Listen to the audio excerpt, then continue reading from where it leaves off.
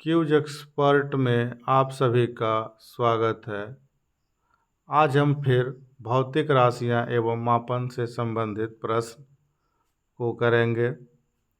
इससे पहले इसका एक भाग और अपलोड किया जा चुका है, तो उस वीडियो को जाकर ज़रूर देखें। उसमें भी प्रश्नों की संख्या 25 था, इसमें भी प्रश्नों की संख्या 25 है। आते हैं अपने पहले प्रश्न पर। पहला प्रश्न है, विद्युत धारा का एसआई प्रतीक क्या है? तो विद्युत धारा का एसआई जो प्रतीक है वो आई है। इसका एसआई मात्रक जो है वो एम्पियर है,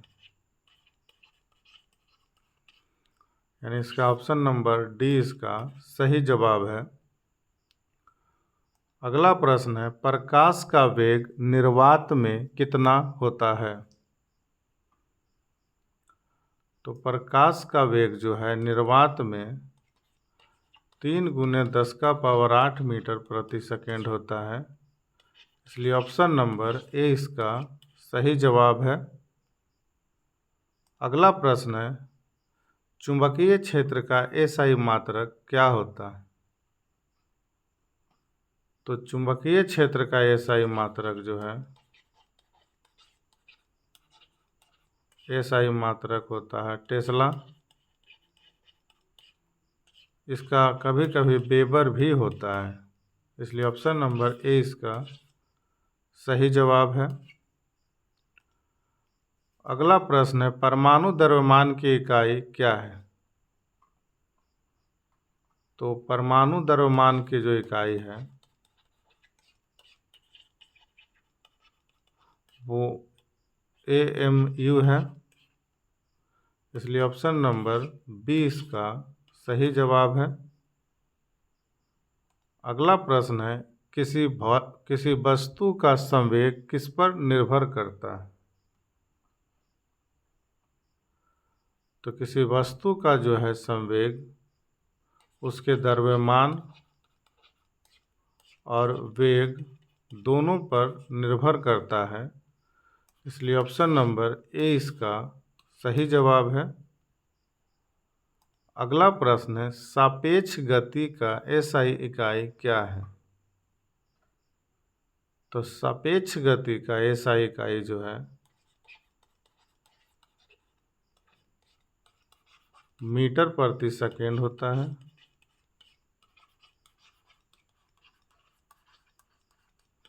इसलिए ऑप्शन नंबर ए इसका सही जवाब है।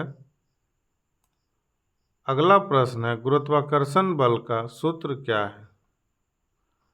तो गुरुत्वाकर्षण बल बराबर यानी F बराबर बड़ी G into m1 into m2 बटा r² होता है, इसलिए ए इसका सही जवाब है। अगला प्रश्न है, पृथ्वी के गुरुत्वाकर्षण बल का मान कितना होता है? तो पृथ्वी के गुरुत्वाकर्षण बल का मान जो है 9.8 मीटर प्रति सेकेंड स्क्वायर होता है, इसलिए ए इसका सही जवाब है। अगला प्रश्न है, ऊष्मा स्थानांतरण के कितने मुख्य तरीके हैं? तो ऊष्मा स्थानांतरण के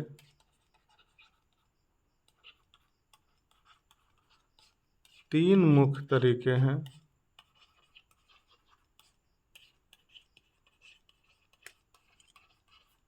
इसलिए ऑप्शन नंबर सी इसका सही जवाब है।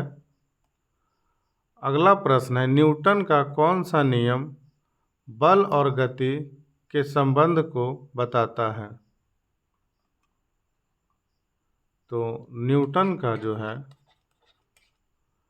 दूसरा जो नियम है, इस नियम से F बराबर ma का सूत्र आता है, जहाँ F बराबर बल होता है, m बराबर द्रव्यमान होता है और a बराबर त्वरण यानी कि गति होता है, एक्सेलरेशन त्वरण, इसलिए ऑप्शन नंबर 20 का सही जवाब है।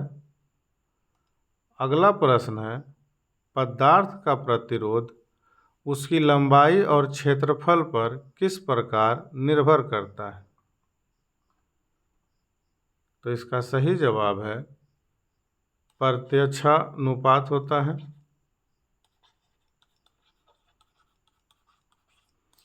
इसलिए ऑप्शन नंबर ए इसका सही जवाब है। अगला प्रश्न है, प्रकाश का प्रवर्तन कोण और आपतन कोण के बीच क्या संबंध होता है? तो जब प्रकाश का परावर्तन जो होता है, ये आता है, आपतित किरण है, और ये परावर्तित किरण होता है, बीच में एक अभिलंब होता है, ये परावर्तित किरण होता है और ये आपतित किरण होता है।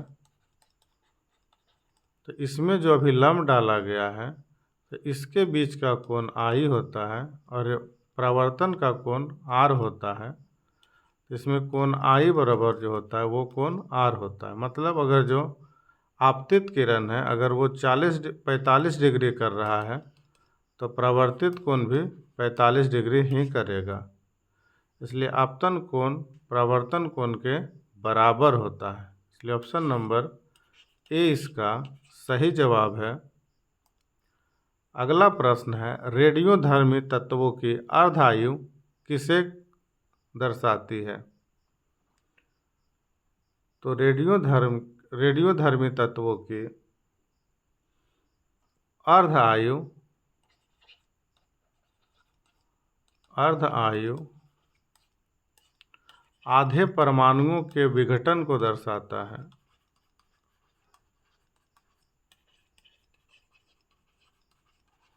इसलिए ऑप्शन नंबर 20 का सही जवाब है। अगला प्रश्न है, ऊर्जा का संरक्षण नियम क्या बताता है? तो ऊर्जा का संरक्षण नियम जो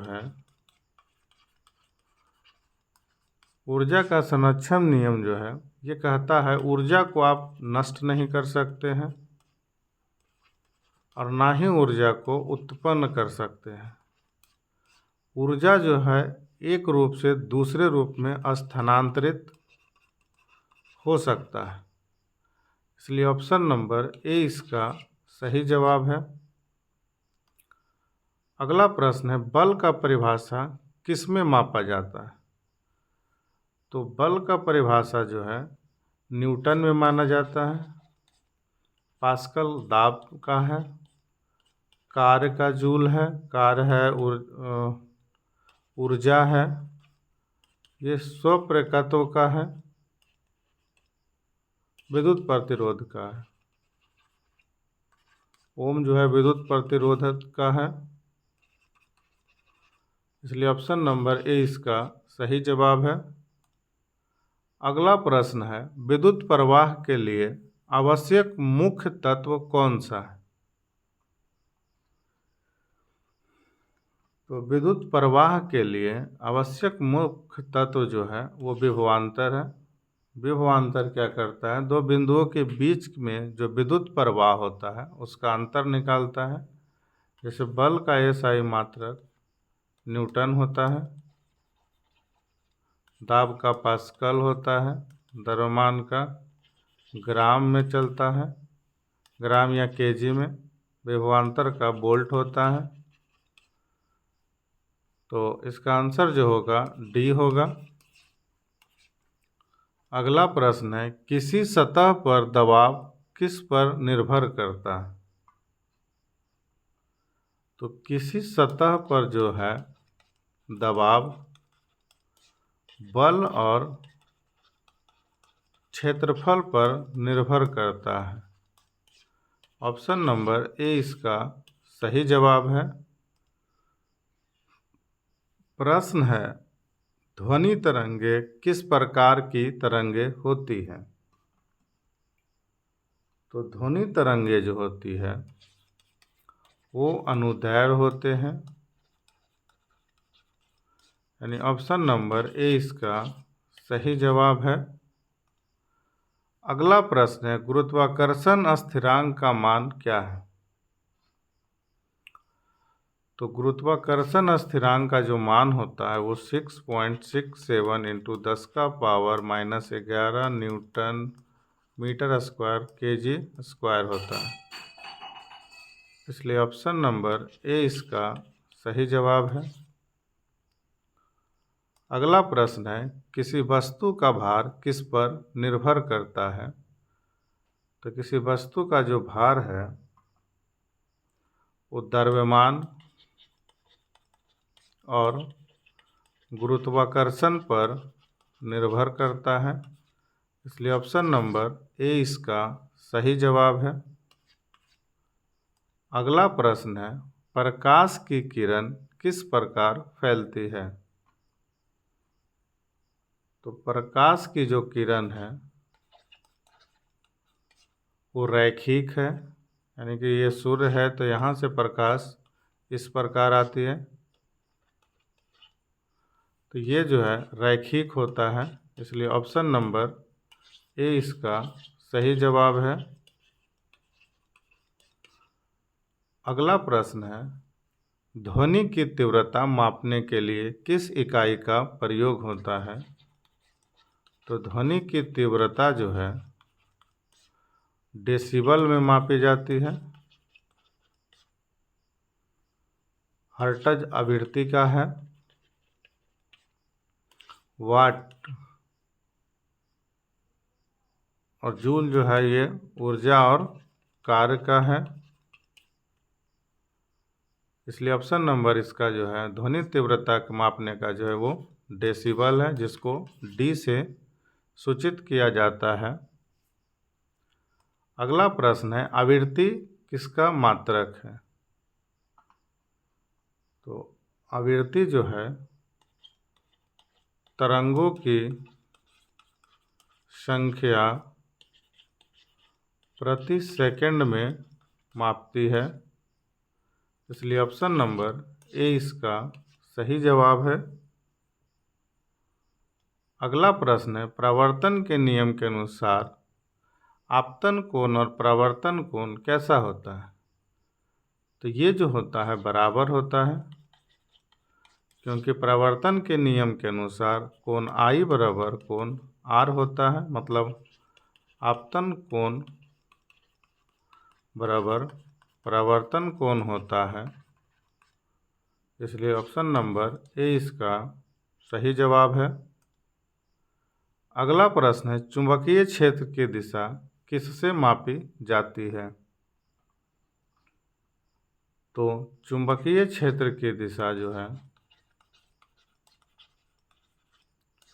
दिशा सूचक यंत्र के लिए मापी जाती है। इसलिए ऑप्शन नंबर 20 का सही जवाब है। यह था आज का 25 प्रश्न। अभी इसका और भाग आएगा, तो वीडियो को जितना ज़्यादा हो लाइक करिए, शेयर करिए, चैनल को सब्सक्राइब करिए और वीडियो देखने के लिए धन्यवाद।